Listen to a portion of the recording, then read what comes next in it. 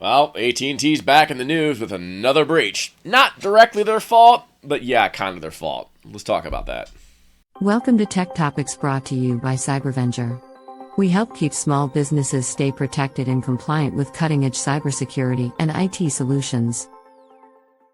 Okay, so AT&T just announced that back in quarter 2 and 3 of 2022, pretty much every phone call and text that was made by all their customers everywhere has been released, been captured by hackers, and is now Lord knows where. Perhaps on the dark web, who knows.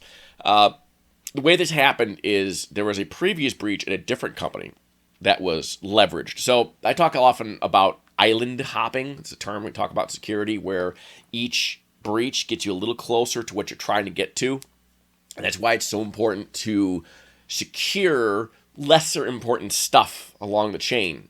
You don't just protect just your crown jewels. You want to protect everything in your environment and make sure that your partners that you work with are doing that same kind of thing. So it's good to audit your partners and make sure that they're doing security the way they should. And AT&T, in my opinion, was not doing security the way they should. So the breach itself technically wasn't AT&T's fault. So what happened is there's a third-party company, a cloud provider called Snowflake. And they were targeted by a malicious threat actor of some kind, the details of which we can only guess. Sounds like it was financially motivated, could be a state actor, hard to say. Now, Snowflake didn't even make a big mistake. It was really Snowflake's customers that made the mistake. So if we actually look down here, I got a diagram from the Hacker News that shows basically what happened. So you see here, the attack path on Snowflake happened where you get malware or some kind of breach on the end user's computer. So anybody using their computer could get a breach either by malware or through any of the usual means because they're just a workstation. They're not all that well protected. And then when they're logging in, you'd use a keylogger of some kind to grab the credentials of them logging into Snowflake. And then they would use that to break into Snowflake, access the data, and then use that data to continue on. Either they could copy the data out or they'd use it to continue on and try and breach something else. That data might contain who knows what. I'm not exactly sure what Snowflake is and what it does. It sounds like it's some kind of data repository, something like an Amazon Web Service container. I'm not sure why they were using it. AT&T was storing all of our call logs. Now, before we all panic, I don't want to sensationalize things. Let's talk about what didn't get stolen. The contents of the phone calls were not stolen. The contents of the text messages were also not stolen. What was stolen was simply a recording of who called whom when and how long was the call continued on. Same thing with text messages. Who texted who, how many times, all that sort of, what time it happened, what date, that sort of thing. Now, they may seem pretty innocuous, but I can think of two scenarios off the top of my head where this could be devastating evidence. Remember, this is like everybody everywhere. Every AT&T customer has been breached, has their data during this time period. So think about a stalker. Someone's trying to harass their ex-girlfriend or whatever, and they might not know their ex-girlfriend's new phone number, but maybe they know their brother or their friend's phone number. Now they could take that phone number, get this data, and look and find out who those people have been calling.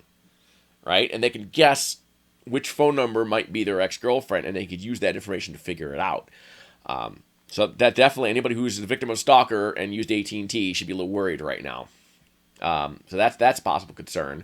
Another possibility, and this is possibly even a bigger one, is two-factor authentication is often used through a phone number.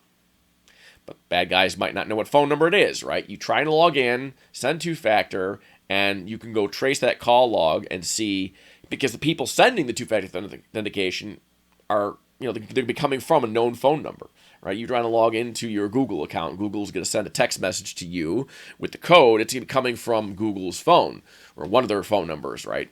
And if you look that up in the database, you can see all the phone numbers they're going to. And then you can figure out what phone number is getting the two-factor authentication. That's a good first step in gaining this information in order to break the two-factor authentication. This is why I much prefer OTP applications like Google Authenticator or Microsoft Authenticator than I do email or text messages. I'm not a huge fan of those. I think they're weaker. I think the apps are a little bit better. Speaking of two-factor, how did people get into Snowflake? Well, Snowflake didn't have any breaches that were exploited per se. They just saw it was malware. And also, though, they did do one thing. They didn't require their customers to use two-factor authentication nor recycle passwords. So your password gets old, it gets stale. You should create a new password on a regular basis, once a year, twice a year, whatever. You should also have two-factor authentication. This is basic security 101. I keep beating this over people's heads in every video. Always use two-factor authentication on flipping everything, right? Well, a lot of the customers didn't. Precisely 165 customers, to be precise. Some of those included Ticketmaster, Advanced Auto Parts. I think there's a bank in there. A bunch of different people, and who knows what data is stored up there. So these knock-on breaches are going to be made more visible as time goes on. I'm sure AT&T is not the only one who realized that their stuff was taken. Some people may never figure it out either. That's the more scary part. But here's an interesting question that I want to know. I would like an AT&T representative to answer is, what the heck was this data doing there in the first place? And that's 2-year-old data. Why was it even up there? That data what were they doing with that data? AT&T does not need to know who I'm texting, or who's texting me, or who's calling whom, or anything like that. That's not AT&T's business. They don't need that information in order to serve you as a customer, to provide telecom services. And if they're not using that information to deliver services that you're paying for, they shouldn't be using the information at all. They shouldn't even have it. This is where good data retention policy comes in. This data should have been deleted. They never should have kept it, never should have left their system. Now, I understand AT&T is kind of a unique case because they have all kinds of legal obligations to the NSA and the FBI and police agencies and governments. Governments can come in and seize this data from AT&T, which means AT&T is legally obligated to keep it somewhere, right? This hack on AT&T is indirectly the fault of U.S. policy. The NSA, where this dragnet spying and all that's going on, should never be allowed to happen. We shouldn't have that. The Patriot Act is all that. I rail on this all the time. It creates exactly these kind of vulnerabilities. They end up storing data we shouldn't have for reasons that probably aren't justified. And now they can be found. But, on AT&T's part, why are they going to third-party cloud vendor? Why not? I mean, if it's being generated, it should be stored there. I don't know, maybe it's a cost savings thing. But how did they get breached? They must have gotten breached. Snowflake itself wasn't breached, so somebody with an AT&T account probably wasn't using two-factor. Maybe, I'm guessing here. Or their home machine, their work machine got infected with malware. Somehow, somebody at AT&T screwed up and got their credentials to the bad guys, where they then logged in and got this data. So, yeah, I'm a little upset with AT&T. They should never have kept this data. They should never have kept it outside their roof, given how sensitive it is. And they must have made some newbie mistake when it comes to password management. Again, I don't know exactly what happened. I don't want to say, leave myself open to slander or whatever. But logically speaking, that's what the news sources say. This is how the breach happened, right? So something like that must have happened. I don't know what. But yeah, absolutely shame on AT&T for keeping this data. Begs the question, what other data are they keeping?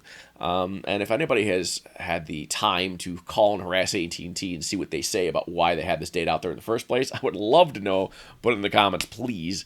Whatever it takes. So that's all I got in this. I just want to get out there right since it's fresh. Again, if you got AT&T, yeah, you should be mad. That's all I got for this week. Thanks. Thanks for watching. We hope this video has provided valuable information to you. Be sure to share this video with other small business owners to spread the word about the importance of cybersecurity. As always, don't forget to like and subscribe for more videos like this. If you want more information about cybersecurity, visit us at www.cybervenger.com.